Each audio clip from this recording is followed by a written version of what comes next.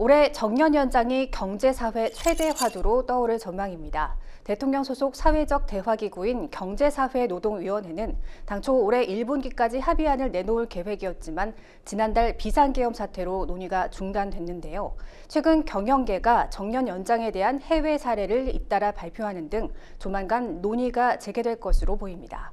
조나리 기자가 경영계와 노동계가 바라보는 정년 연장의 해법과 시민들의 생각을 들어봤습니다. 지난해 6월 정년 연장을 사회 의제로 끌어낸 경제사회노동위원회. 같은 해 9월엔 정부가 국민연금 개혁안을 내놨습니다. 이후 노동계를 중심으로 연금 개시 연령과 정년 불일치 문제가 제기됐고 국민의힘이 2033년까지 법정 정년을 만 65세로 단계적으로 확대하겠다고 밝히면서 논의의 급물살을 탔습니다.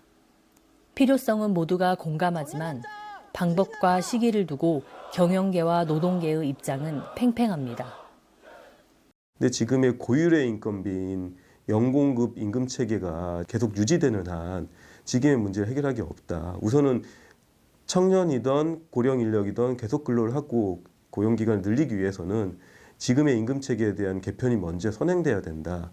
지금 우리나라의 생산 가능 인구, 그 경제활동 인구, 주된 연령층이 지금 50대, 60대로 되어 있습니다. 거의 47% 가까이가 이 경제활동 인구를 차지하고 있어서, 근데 이들이 사실상 이 52세를 전후로 해서 조기 퇴직 당하거나 아니면 정년까지 일한다 하더라도 공적연금 수급 연령까지는 사실상 상당 기간에 그 소득 절벽 시기가 생기게 됩니다. 이러한 문제를 해결하기 위해서 가장 주된 일자리에서 오래 안정적으로 일할 수 있도록 하는 가장 보편적이고 효율적인 수단이 정년 연장이라고 할 수 있습니다.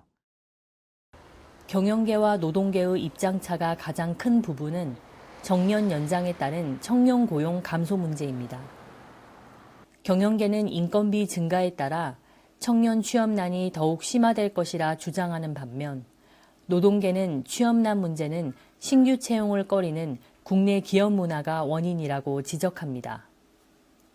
잔류 인력들이 고령 인력들이 남게 되면 그만큼의 기업의 채용의 여력들은 줄어들 수밖에 없거든요. 일자리 상황이 우리나라 같은 경우는 신규 구인 배수가 0.5 정도 되거든요.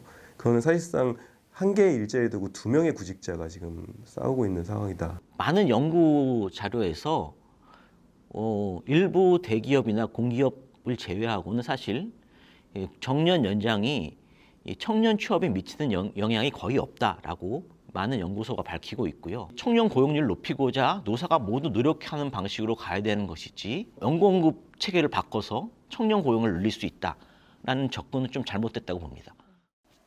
또한 경영계는 법정 정년 연장의 혜택이 공기업이나 대기업 노동자들에게만 돌아갈 수 있다고 주장합니다.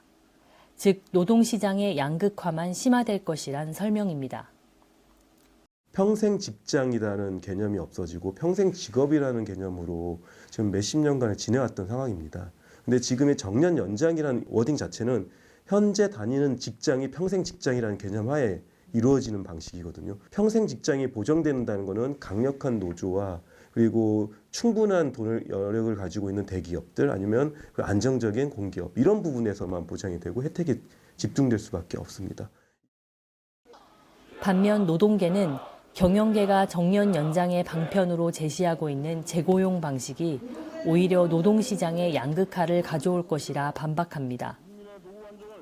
만약 재고용 방식을 할 경우에는 사실상 이런 중소기업 노동자들의 고용차별과 재고용 이후의 저임금 문제, 노동시장에서의 양극화 문제가 더 심화될 수 있다고 보여집니다. 왜냐하면 재고용 방식이 이제 대기업이나 중소기업 할 것 없이 사실상의 촉탁을 통한 재고용 방식일 거 아니에요. 그러면 재계약 과정에서 교섭력이 약한 중소기업 노동자들은 더욱더 급여 수준이 낮게 되는 방식으로 될 것이고 대기업들은 오히려 노동조합 있는 곳 있고 그러니까 교섭력이 강하니까 오히려 근로조건 저하가 덜 일어날 수 있다는 것이요.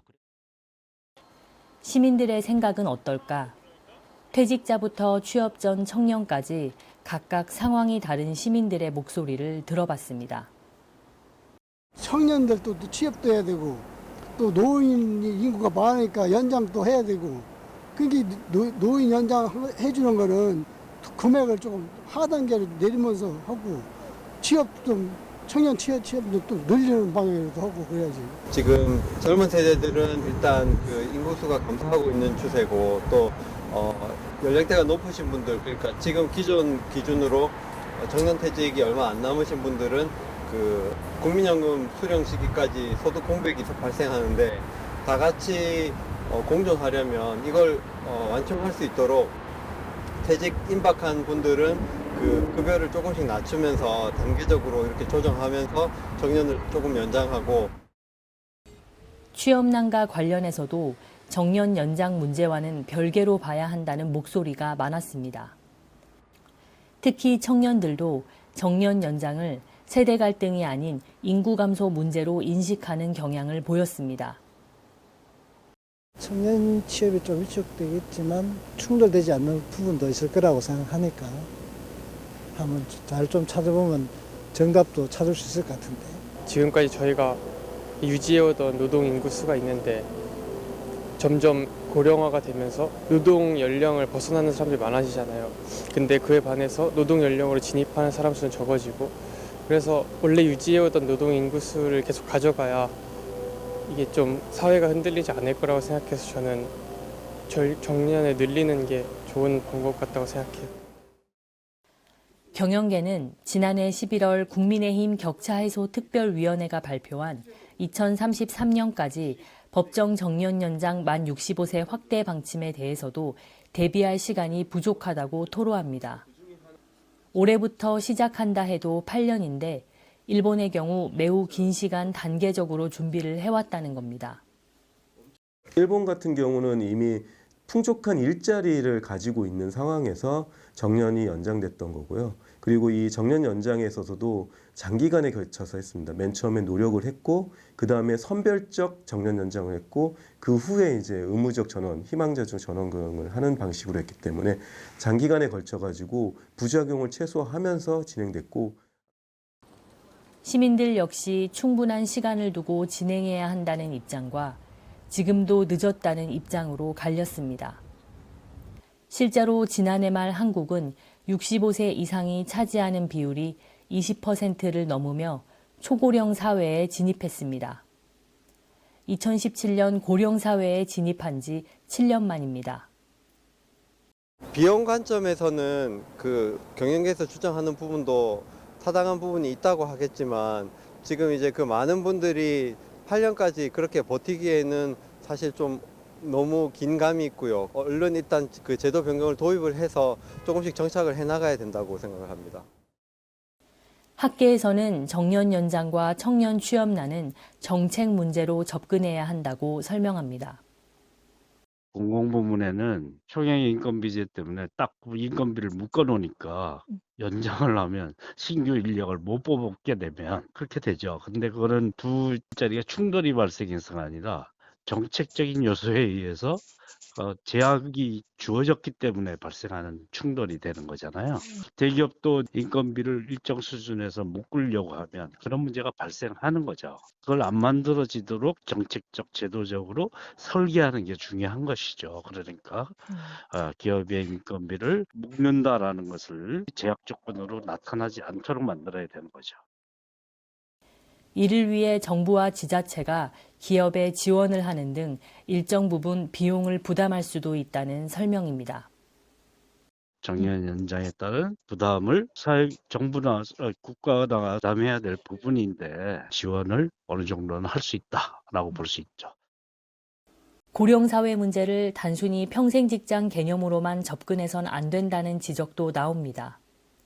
하지만 정년 연장 문제가 국가적 과제로 떠오른 만큼 주요 경제 주체인 경영계와 노동계가 대화와 타협으로 공존을 모색해야 한다는 목소리가 높아지고 있습니다. 법률방송 조날입니다.